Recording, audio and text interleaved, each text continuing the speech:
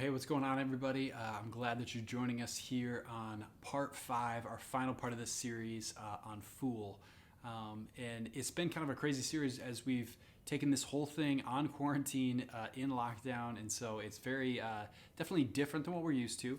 But I've had a lot of good feedback that these videos, being able to process them ahead of time, have worked out well for a lot of you. And so I'm hoping that we can learn and grow from a lot of this experience and figure out really how God is going to use not only media platforms, but just use a lot of this time and these things for our benefit and for God's glory. And so I'm excited to see what he's going to do and what's going to come out of all of this, what ministry might look like and how it might change over the basically the courses of the months and maybe even years to come as a result of what he is doing now in this time. Because let's not be mistaken, God is not void and not missing during the midst of all of this. And I know we've been on lockdown, and I want to invite you actually next week, Tuesday, so May 5th at 7 p.m., I want to invite you all to a Zoom call. And so we're going to be, instead of having a video teaching and doing our small groups on Tuesday night, that particular Tuesday night, not this coming Tuesday, but the next Tuesday night, I want to get us all together for a little time of worship, but also for a time of testimony. I want to hear what God is doing in your life right now. And I want you over this next week to maybe think through, prepare some thoughts about what has God been teaching you through quarantine, through separation, through all that's been going on right now. And we'd love for you to share those testimonies on the Zoom call and just open up kind of an open mic time to share testimony so that we can all be encouraged by one another. Because I know it's difficult in the midst of being locked down to feel that encouragement. And so we want to give opportunities to do that. And we're going to take some time to pray, to worship, but also just to share testimony from one another, to be encouraged by one another as the body of Christ, because I know we're missing each other. We're missing that personal interaction and that personal meeting. And so as the quarantine order was extended till May 15th today, if you have not heard yet, kind of disappointing news, but again, we know that God is in control and that he's using this season for a reason. And so I'm excited for what is to come. So tonight we're going to get into our study. We're in 1 Corinthians 1, verses 18 through 25. And so as we go into this, I'm excited that this is our last week, not because I love to wrap up series, but because I think this is the best text, particularly because it's not typically what we think of when we're just like, oh, teaching on Fool, teaching through Proverbs, what does that look like? But rather, we are kind of checking where we were and flipping it on its end. And that's just what Jesus was famous for, right? Taking what we know as human beings and what we think is right and just upending it for his own purpose.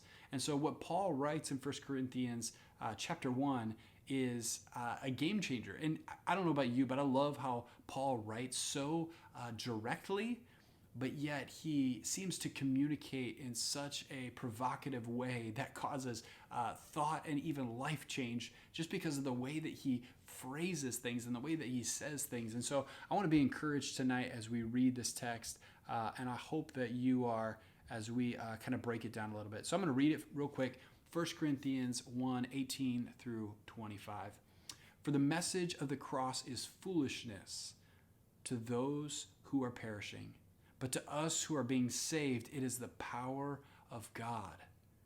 I mean, if we just stop right there, right? The message of the cross is foolishness to those who are perishing. Because if you don't have the cross, you feel like you are fighting this uphill battle. It's interesting, even tonight we were watching Chronicles of Narnia with our kids, and we had to turn it off because it was a little scary, but we were watching the second one, Prince Caspian, and there's a scene where they're about to go and do battle, and Lucy, the younger sister, is basically sitting there saying, like, Aslan's going to come. He's going to come. Like, why don't we wait for him? And Peter, the older brother, is like, you know what? I'm sick of waiting for Aslan. We're going to go fight. And they go off and they get their butts kicked. And they come back in and Lucy's waiting for them. And you can kind of get this sense of feeling of like, how often do we do that?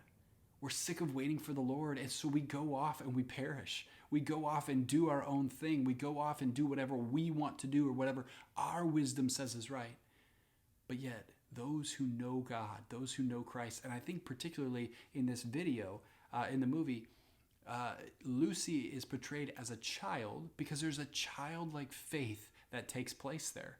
And so it's encouraging to see that her childlike faith is what draws her into this faith that Aslan is going to come and that he is going to prevail and that he is going to be the one that comes out and actually wins this battle.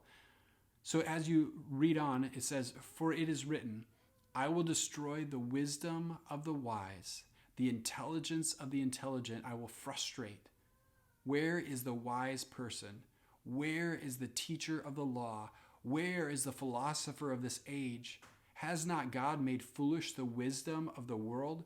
For since in his wisdom, or in the wisdom of God, the world through its wisdom did not know him, God was pleased through the foolishness of what was preached to save those who believe. Jews demand signs and Greeks look for wisdom, but we preached Christ crucified, a stumbling block to Jews and foolishness to Gentiles." Why would you preach like, man, we're super excited about that Jesus died on the cross? I mean, that's you're nuts if you think that's going to attract people in. But the reality is, how can you help but preach the truth? And for what other reason would you preach that outside of it being the truth?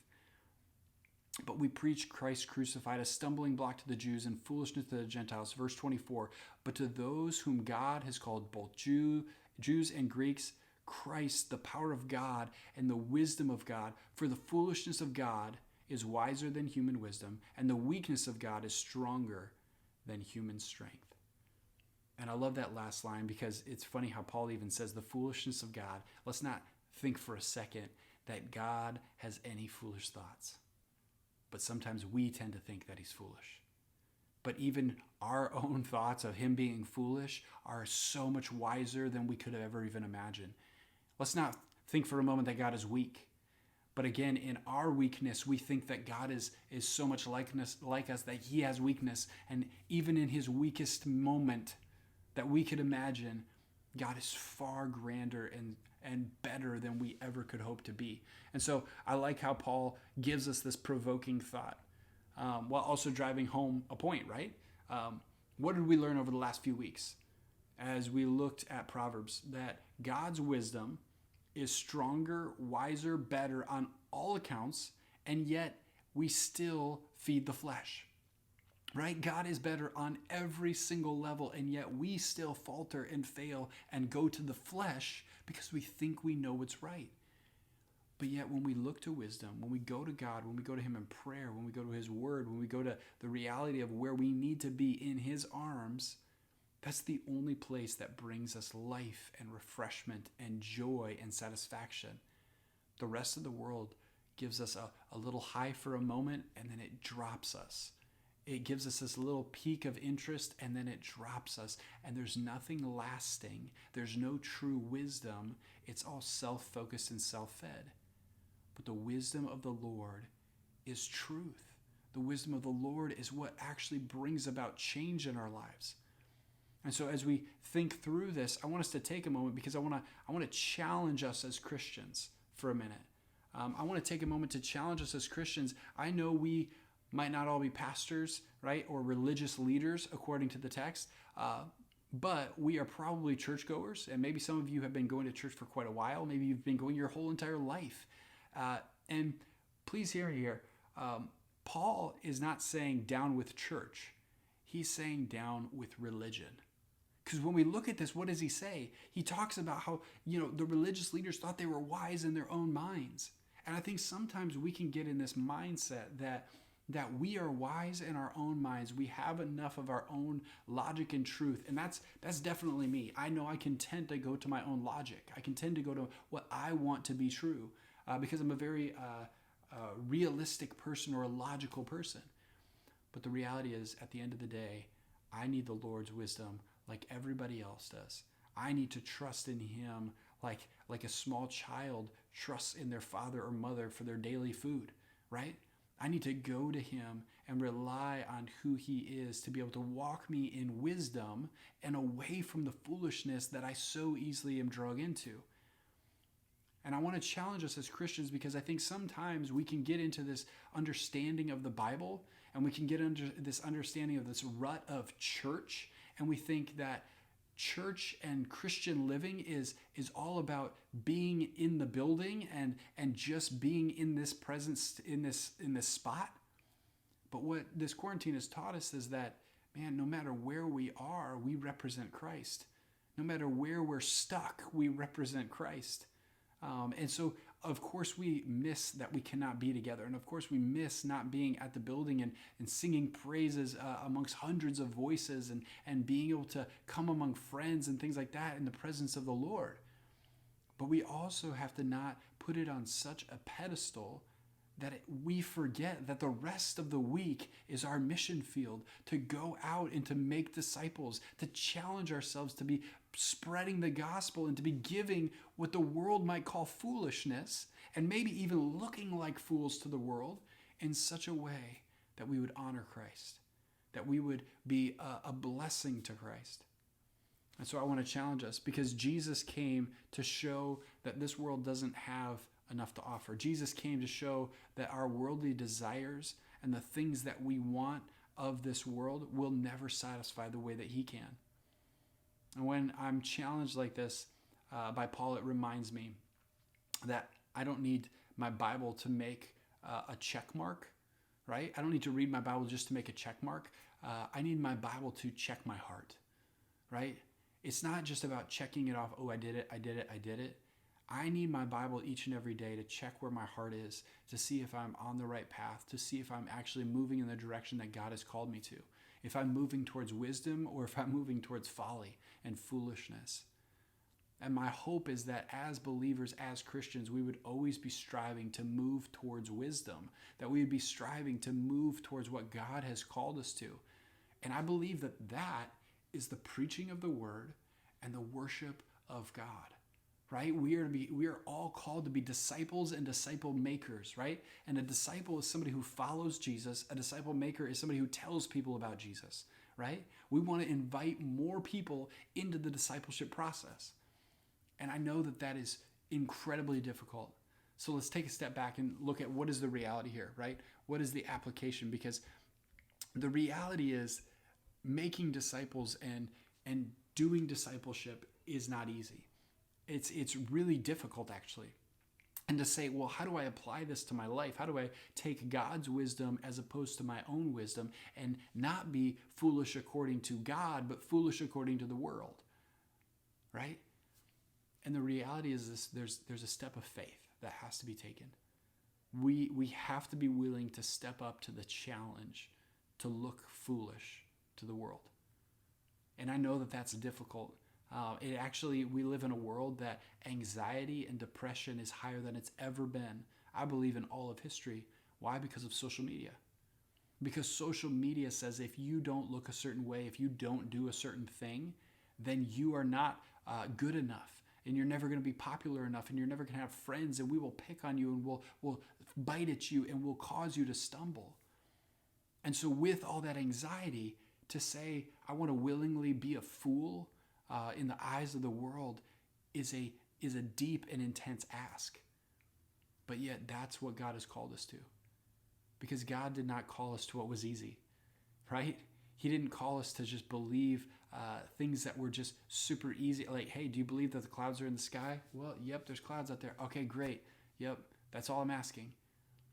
He actually asked us something pretty spectacular.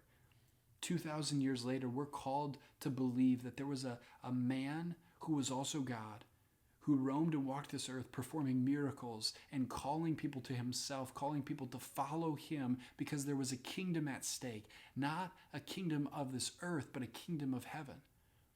And because this kingdom of heaven was at stake, it was not something that we needed to join in with so that we could win this kingdom. It was something that we join into so that we could enjoy this kingdom and we could enjoy the king. But yet the one who is here on earth, Jesus, went to a cross and died a world's foolish death. And so that we would proclaim this death, it comes off and maybe sounds like we are fools as well. But if you have a relationship with Jesus, you know that this is not foolishness, but that this is life. And this is the only life worth living. That if we follow Jesus Christ and we give our whole lives to him, and if we really, really search and seek after him, it's only through this faith that we can understand and truly know him. And so as we think about what it means to follow Jesus, we're called to live the life of the fool.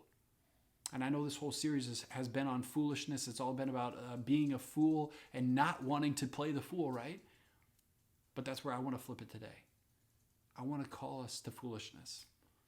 I want to call us to look a little silly, to maybe not be quite so popular, maybe not look so much like the world, but yet to be aliens in this world, so that when we come home to the kingdom that God has promised us one day, he will say, well done, good and faithful servant, and we will feel right at home because we've played the fool for Christ and for the purposes of Christ with our lives here on earth.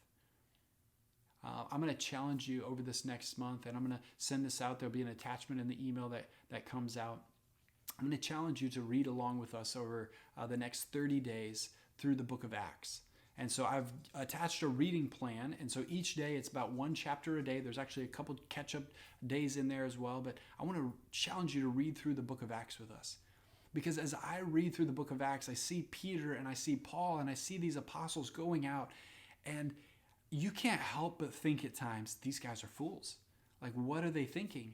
Right? When I hear stories of Paul going into a city, proclaiming in the synagogues and then the religious leaders in the churches, and what do? They stone him until they think he's dead. They drag him out of the city, and it says Paul rises up and went on to the next city. I mean, what else would call you to more foolishness than that? Man, when God revives you out of being almost near-death experiences and says, I'm not done with you yet. I want to keep using you for my purposes, for the purpose of the gospel. And so I want to encourage us as a group. I want to encourage us as a church. And so young adults, I want to encourage you to jump on board with this reading plan. Please do. I know some of you read through Proverbs with us, and that was awesome. And I'm so glad to hear some of those reports that you guys are doing that. Please jump on board through the book of Acts. One chapter a day, you guys can do it. And I would love to discuss that with you along the way. If you have questions or thoughts, please email me. I'm always available for those kinds of things and those discussions. But I would love for you to follow with us through the book of Acts to see what it looks like firsthand to be a fool for Christ. So as we close, I want to thank you guys I'm excited for what this series has brought about and what it's challenged us to. And I'm excited for next week when we get to hear some testimonies of what God is doing. Maybe it's just at your home. Maybe it's within your family. Maybe it's just what God is teaching you in the Word. Maybe it's what God has taught you through Proverbs. I don't know what it is, but we want to share some testimonies so that we can all be encouraged by one another, even in the midst of lockdown. So I'll be praying for you guys, and I'm excited to see you all on Zoom next week. Just have a great night, and hopefully we'll be together soon.